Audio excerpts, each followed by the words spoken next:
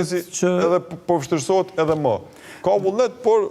Kur është e përvështirë, përgatit që mundet edhe me dështu. Absolutisht. Nga deklarimet që i pa me thashë dhëne, për mu Kurti është, dhe më thonë, person letimi cili duket që nuk ka, është ma pak që ka interes për të gjendut një zgjidhje, ose është ma shumë, dhe më thonë, pra shkurjes në zgjedhje, kurse Abdi Gjiku të në me çdo mënyrë me se interesojnë Kurti të zgjedhjet?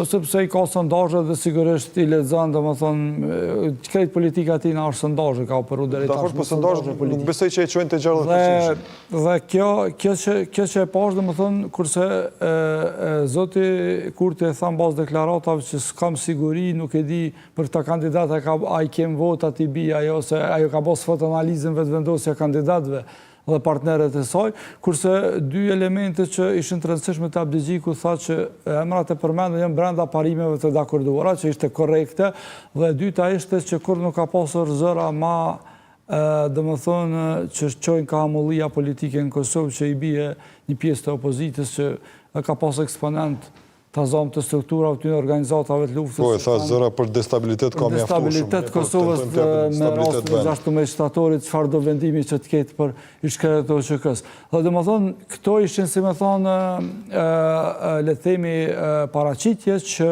Abdi Gjiku duk ma racional në kuptimin e le të themi tendencës për me arriti marrëveshje, kurse zoti Kurti u duk maj pasigurt, dhe kjo pasiguri, si më thonë, ndoshta nuk e dia rrjedh për shkak që vërtet dëshiron ta çojë vendin në zgjedhje, apo nuk i ka gjitha numrat për president, po flasim për pjesën e pakicave. Ju dyshoni pjesën e pakicave dyshoj sepse edhe si diskutim edhe. Ja, shiko, tash nëse nuk e di gjithaj ke kontaktu pa ata janë shumë ndjeshëm kur dje puna te pozitat. Pakicat Kosovë për ne ministrita ndryshon, domethënë, ose nëse ka pas rendin me marr njëna prej pakicave si vjetë në një ministri e ka pas dikush tjetër, automatikisht ta e votën. Kjo është shumë e qartë. Dhe tash nuk e di, unë po i dha 2-3 opsione, se nuk jam i sigurt cili është, a është domethënë që kjo vazhdimësia e tij për me çu vendin në zgjedhje interes kryesor, po mund më ndodhë edhe kjo që ndoshta ka nevojë për konsultime shtetëdhën brenda partisë, edhe ky edhe Abdi Gjiku, po edhe me pakicat. Sikurti ka domethënë nevojitet edhe vota e pakicave. Jo, besoj që zoti Kurti vërtet e ka nevojë për diskutime brenda partisë.